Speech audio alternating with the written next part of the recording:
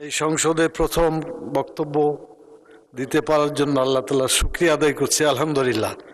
এবং সেটা বাংলাদেশের মাননীয় প্রধানমন্ত্রীর প্রশ্নের সম্পূরক প্রশ্ন হিসাবে খুবই গুরুত্বপূর্ণ একটি প্রশ্ন।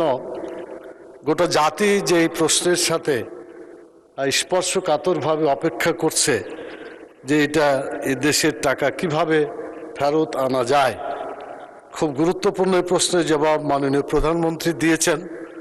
আমার সম্পূরক প্রশ্ন হচ্ছে যে যারা এই টাকাগুলো বিদেশে পাচার করেছে তারা তো বাংলাদেশেই আছে অথবা বাংলাদেশ থেকে বাইরে কোথাও আছে, যেটা আমাদের কূটনৈতিকদের যারা বিদেশে অ্যাম্বাসেডার আছে তাদের মাধ্যমে তাদেরকে আমরা চিহ্নিত করতে পারি।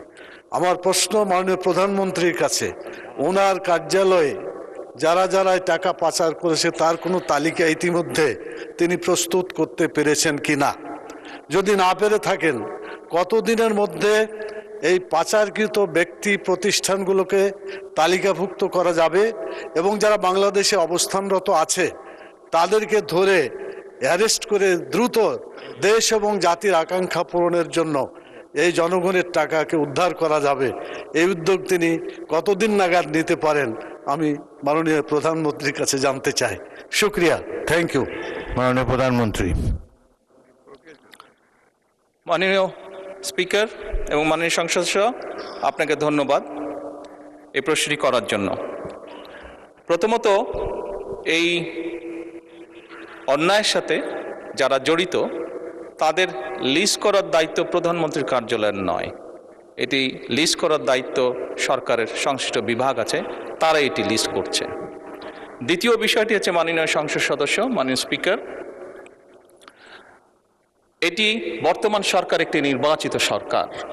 আমরা অতীতে দেখেছি সরকারের বিভিন্ন ব্যক্তিবর্গ তাদের বিভিন্ন রকম ইচ্ছা আগ্রহের কারণে দেশের আইন কানুন নীতি নৈতিকতার তোয়াক্কা না করে যাকে যেরকম হয়েছে উঠিয়ে নিয়ে গেছে, যার কাছ থেকে যেরকম মনে হয়েছে জোর করে কিছু লিখিয়ে নিয়ে গেছে।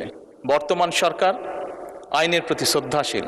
বর্তমান সরকার দেশের প্রচলিত আইন মেনে কাজ করতে চায় এবং আইনের ভিত্তিতেই বিচার করতে চায়, যাতে করে কোনো মানুষ ন্যায্য আইন থেকে বঞ্চিত হতে না পারে। এবং সে কারণেই মাননীয় স্পিকার, আইনগতভাবেই আমরা সকল প্রক্রিয়া গ্রহণ করব।